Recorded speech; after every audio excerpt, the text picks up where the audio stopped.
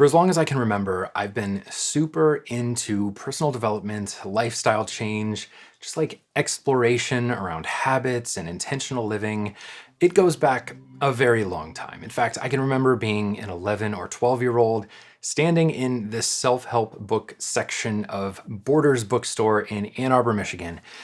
May it rest in peace. This is simply to say that between the 6 years that I've spent making content and exploring this stuff here at Break the Twitch, and then the decades before it, I've been doing this for a long time. I sound like, back in my day, we didn't have any of your Matt Diavellis or your Thomas Frankers.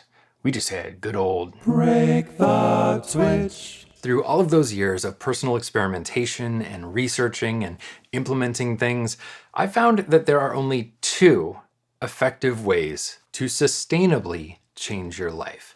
And that's exactly what I'm going to share with you in this video. Before we get started, and because they fit just so perfectly into my beliefs around learning and personal growth and more, I'd love to tell you about the sponsor of today's video, which is Skillshare. Skillshare is an online learning community for creative and curious people. It has thousands of classes across a myriad of topics. Pretty much anything you could possibly want to learn about, you can learn about on Skillshare.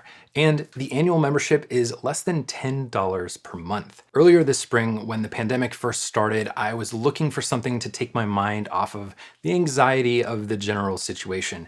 And I found Python programming. In 60 days with consistent practice and some really good guidance, I was able to write some Python scripts that were controlling the lights in our house and even connecting them to Twitter so that I could control my lights just by tweeting something.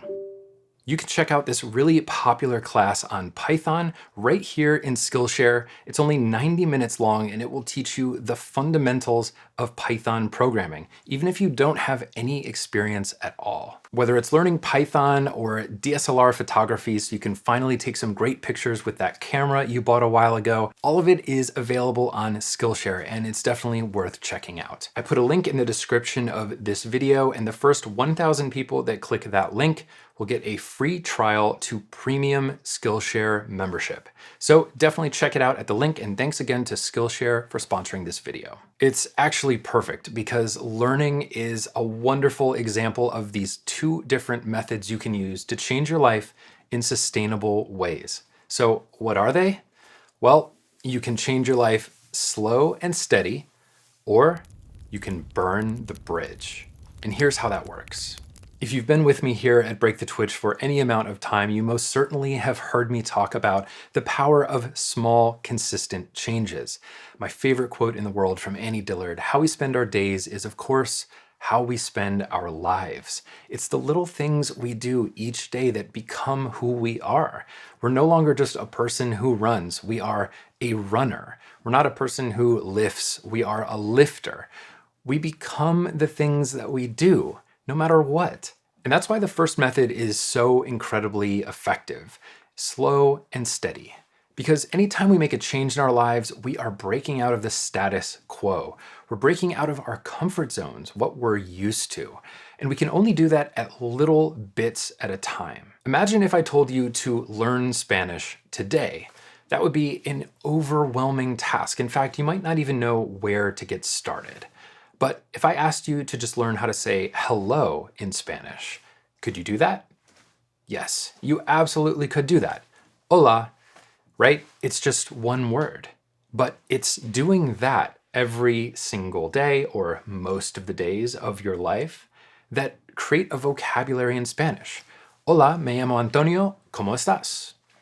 And eventually, you're not just a person who is learning a few words of Spanish, but in fact, you are a language learner, and then eventually a Spanish speaker.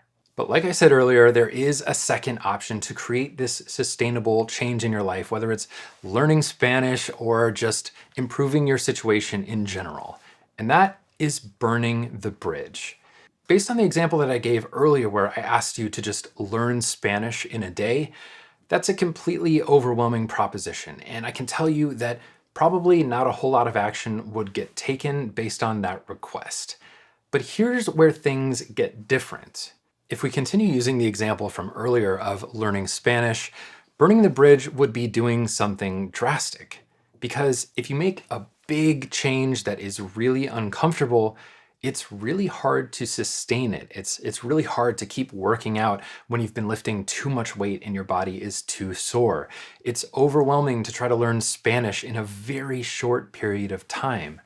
But there is something you can do. What if you packed your bags and bought a plane ticket to a Spanish-speaking country where you didn't know anyone at all, and you stayed there for 3 months? What do you think would happen? I'd be willing to bet that in that environment, you would learn Spanish a heck of a lot faster because it would literally just come down to your survival, asking for food, asking for things that you need, communicating and making friends, literally just existing in a Spanish-speaking country. Well, you'd need to learn Spanish. And without having a quick way to escape that situation and go back to where your native language is spoken, you sort of have burned the bridge. Now, for us, burning the bridge looked like selling our house in Minnesota and making our way down to Phoenix. We needed a change and we weren't really sure what to do, but we knew that taking that big step would, well, force us to make a change. So that's what we did. There are a lot of different ways that you can burn bridges in your life, and I know that that term even has a pretty negative connotation. But when it comes to changing something, I think it can be a really positive thing. You can just get yourself to stick with a really big change by burning the bridge behind you so that you can't go back. You're just stuck. That way, when you feel the discomfort, you feel the resistance to that big change you're creating, you're just kind of stuck. And humans are incredibly adaptable. We will do our best to make it work given the circumstances that we have, if 2020 is not a perfect example of that. So mostly, I wanted to offer you this perspective.